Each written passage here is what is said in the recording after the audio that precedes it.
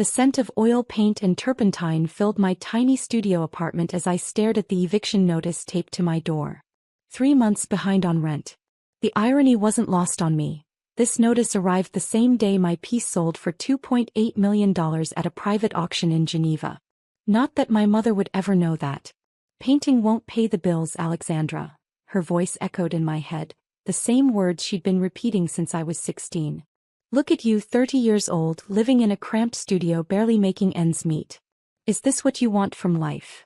If she only knew that the cramped studio was just a cover, that the struggling artist her socialite friends pitted was now the anonymous force revolutionizing the modern art market. But I let them believe what they wanted. Sometimes invisibility is the greatest advantage you can have. I pulled the notice off the door and added it to my collection, 3 years' worth of carefully cultivated evidence of my supposed failure.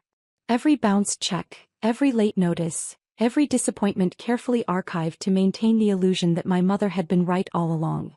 My phone buzzed. Marcus, my attorney. The Rothschild acquisition is complete, he said without preamble. You now own controlling interest in the largest private art collection in Europe. The paperwork will be finalized tomorrow. I smiled, glancing at the past due notices scattered across my desk. Any word from the gallery? Construction is ahead of schedule.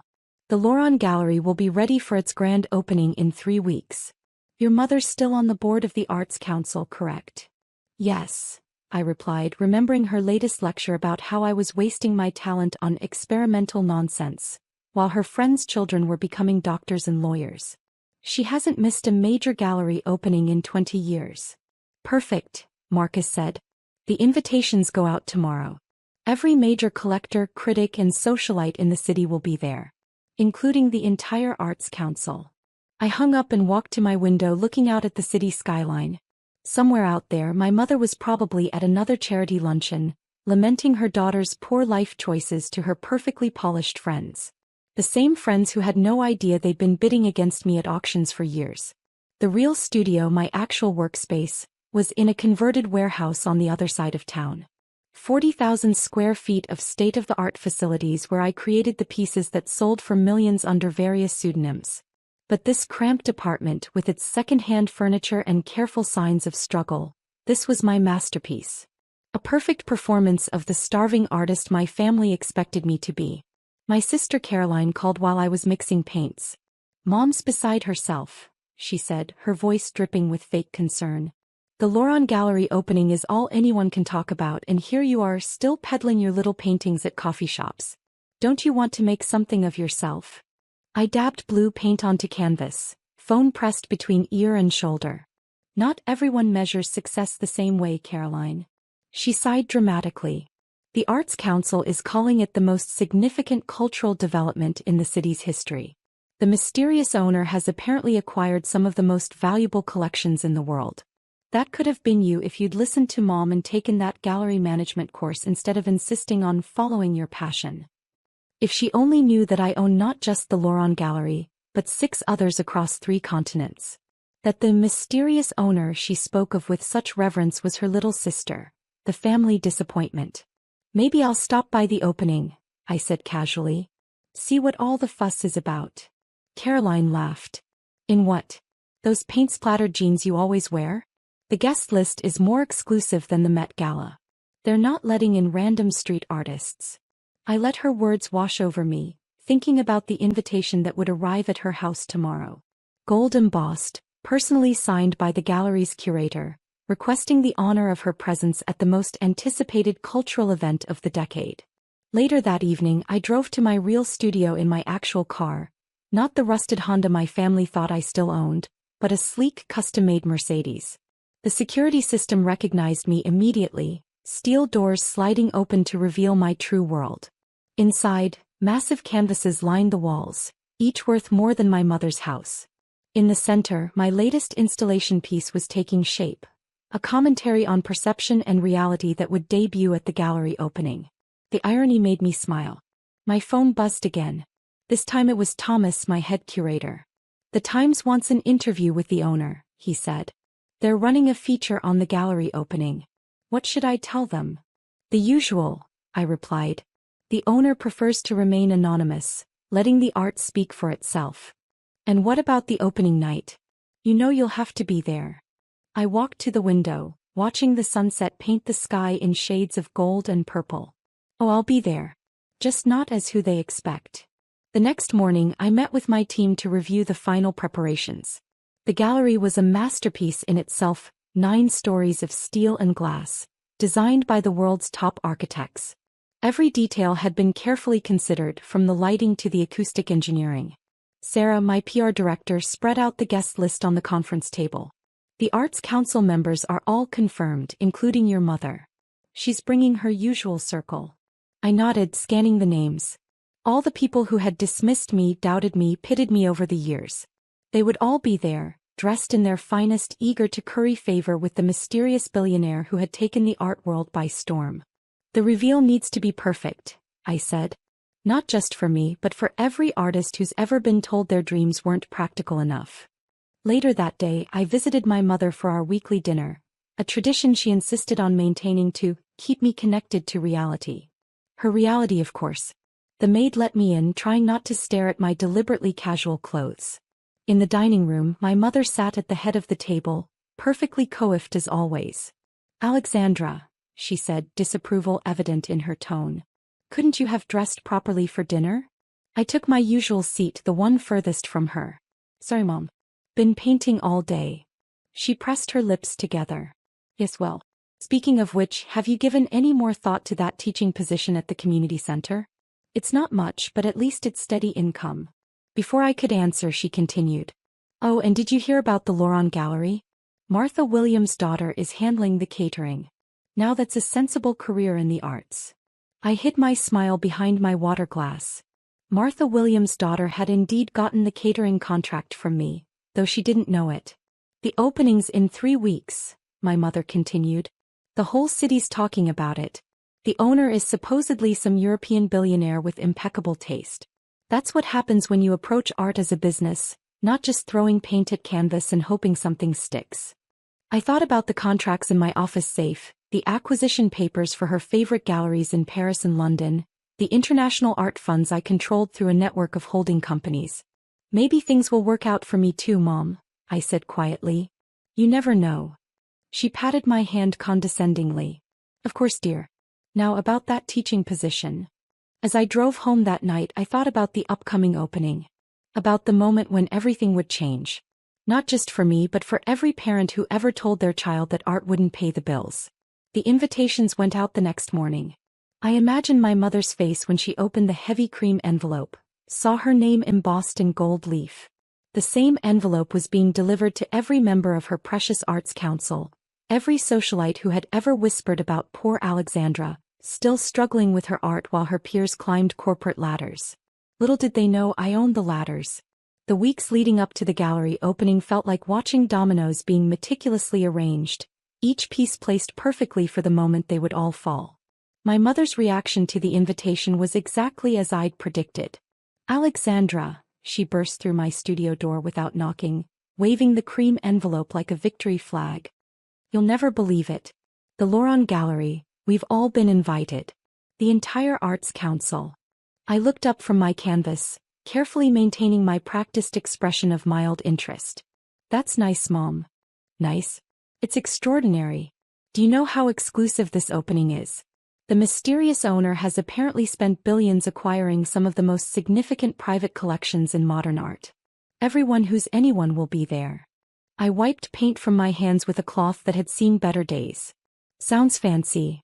She surveyed my cramped studio with poorly concealed disappointment. "You know, if you'd stayed with traditional techniques instead of this experimental phase, you might have caught the attention of someone important.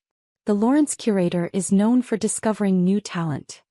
I bit back a smile, thinking of Thomas, my curator, who was at that moment hanging my latest piece in the gallery's central hall, under one of my pseudonyms, of course. "Actually," my mother continued, smoothing her Chanel suit, "I've been thinking, why don't you come to the opening? As my guest. It might be inspirational for you." I raised an eyebrow. "I thought it was exclusive." "Well, yes, but I'm sure they'll understand if I bring my daughter. Even if you're not."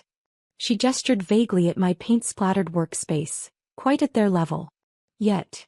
2 days later, I stood in my real office 50 stories above the city, reviewing the final guest list with Sarah.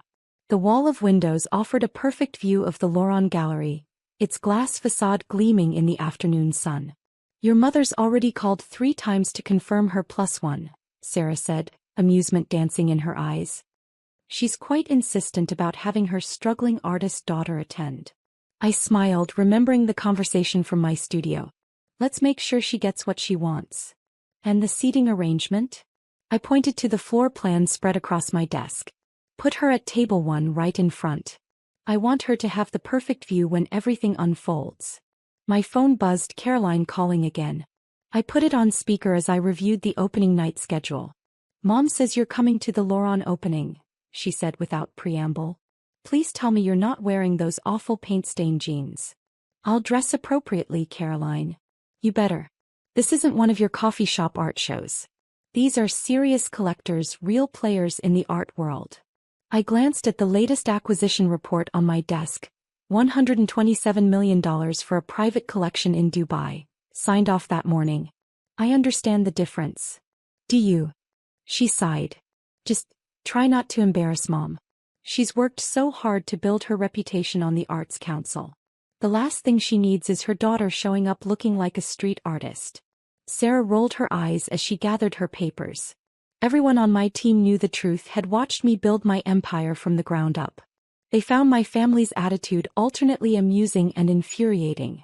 That evening, I visited my secret vault beneath the gallery. Row upon row of the world's most valuable modern art pieces, each carefully authenticated and catalogued. This was where I kept my real collection, the one that would be revealed on opening night. Thomas joined me, clipboard in hand. "The main hall is ready. We've hung the piece you created last month as the centerpiece, the one about hidden truths and public perceptions." "Perfect timing," I murmured, running my fingers along the edge of a frame. "Your mother's going to have quite a shock." I turned to face him. "It's not about shocking her, Thomas. It's about showing her, showing all of them, that success doesn't always look the way they expect it to." The next week passed in a blur of final preparations. My mother called daily, alternating between excitement about the opening and concern about my appearance there. "I've heard the owner might actually attend," she gushed during one call. "Nobody knows who they are, isn't it thrilling? Martha thinks it might be some European aristocrat." I was actually in the gallery when she called, supervising the hanging of the last few pieces. "Maybe it's someone closer to home," I suggested. She laughed. "Oh darling, no one in our circles has that kind of money or influence. This person has transformed the entire modern art market in just a few years."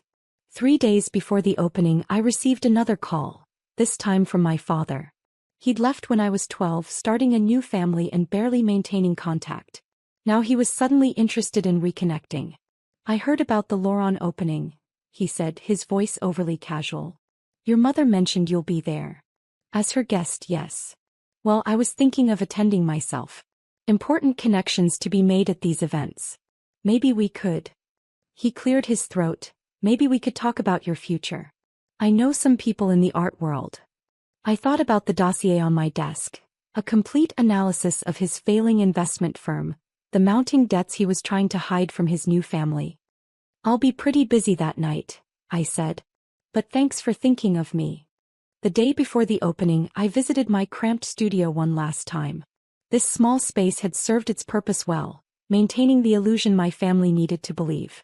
I'd already arranged for all my actual work to be moved to my real studio, leaving behind only the deliberately mediocre pieces they expected from me. As I was locking up, my mother appeared again, carrying a garment bag. "I brought you something to wear tomorrow night," she said, hanging the bag on my door. "It's last season's Oscar de la Renta, but it should do. We can't have you showing up in your usual attire." I unzipped the bag, revealing a conservative black dress.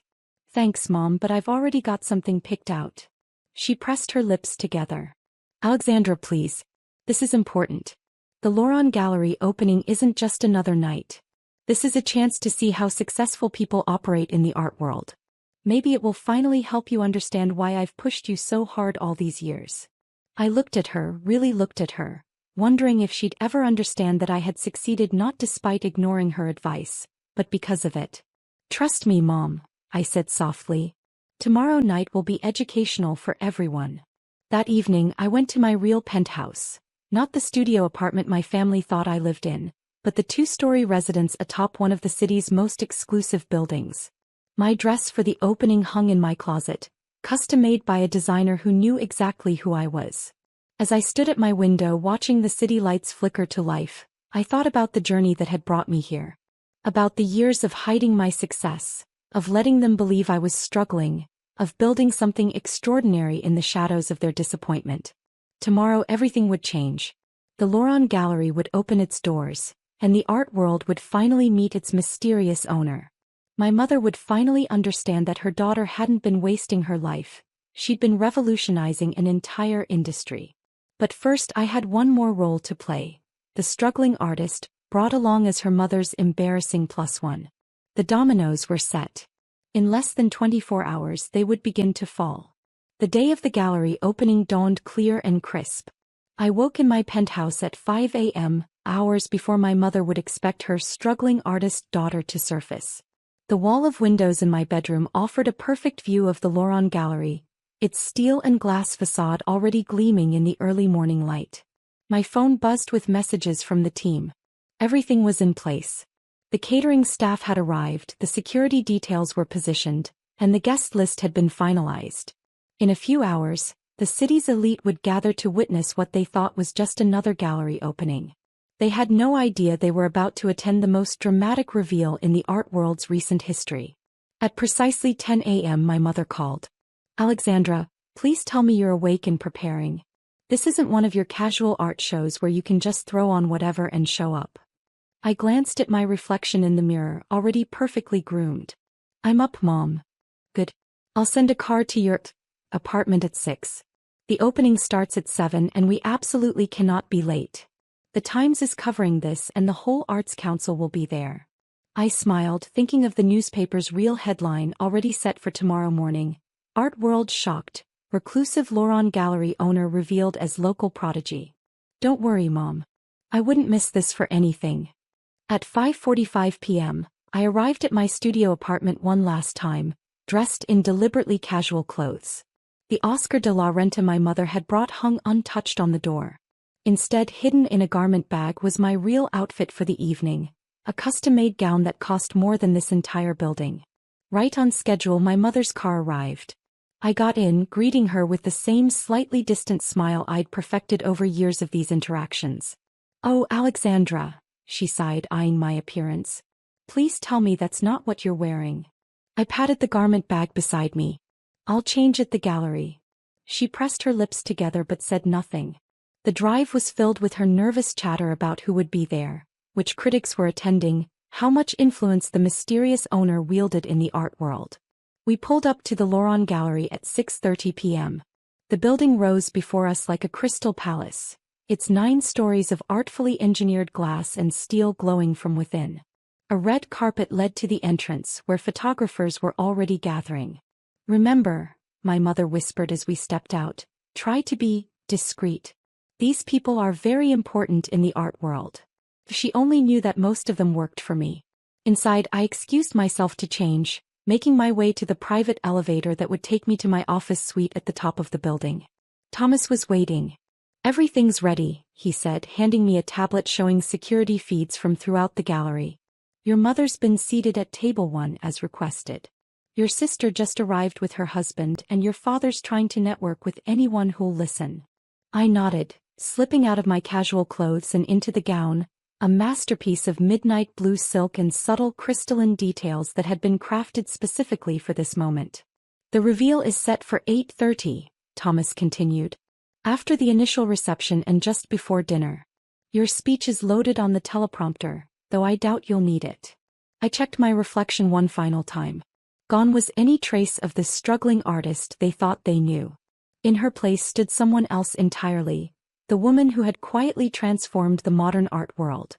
"Is the main hall ready?" Thomas smiled. "Your piece is in place. It's quite a statement." At 7:30 I watched from above as the gallery filled with guests. My mother held court at her table, clearly relishing her position of perceived importance. Caroline worked the room, dropping names and trying to connect with influential figures who, unknowingly, all reported to me.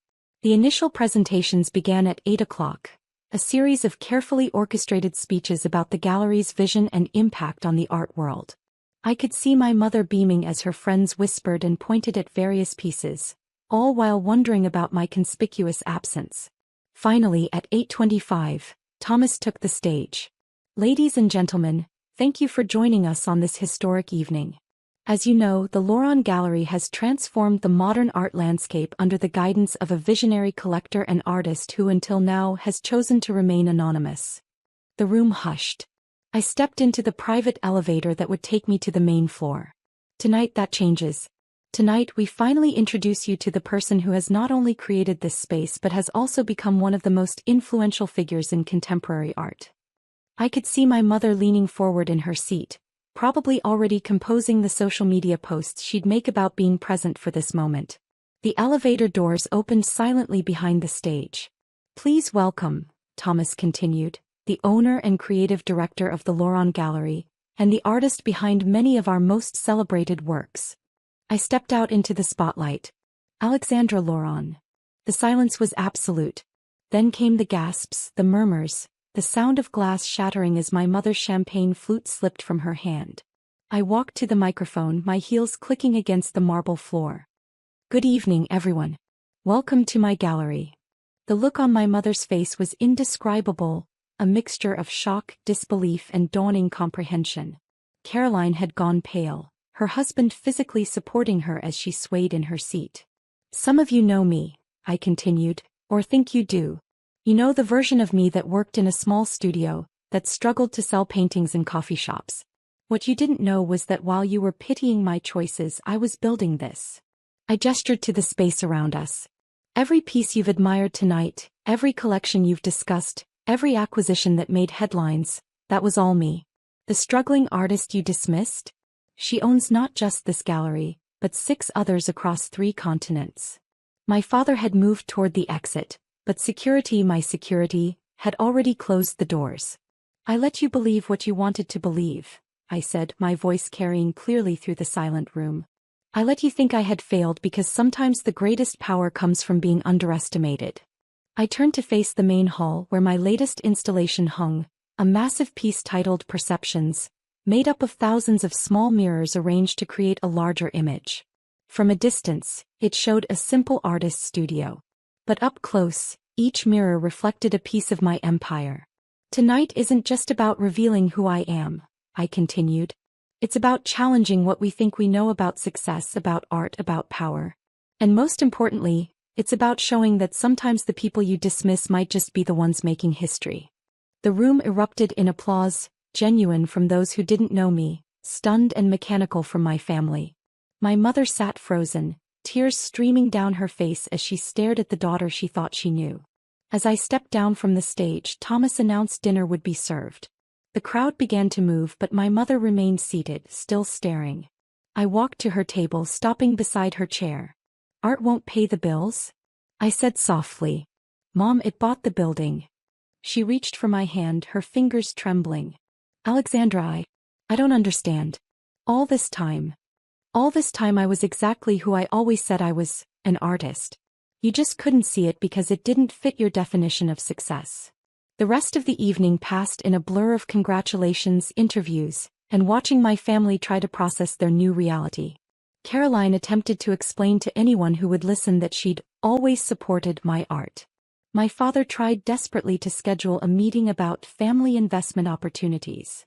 But my mother just sat there, staring at the empire her daughter had built while she wasn't looking. As the night wound down, I found myself back in my office suite, looking out over the city. Thomas joined me, holding 2 glasses of champagne. "Quite a night," he said, handing me one. I nodded, thinking of all the moments that had led here, every dismissive comment, every pitying look, every time they tried to make me doubt my path.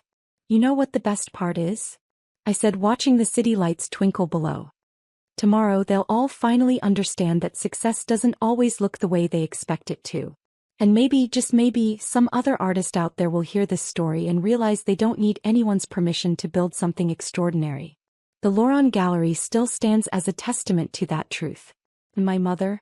She finally got her wish. Her daughter's art is hanging in all the best galleries. After all, I own them.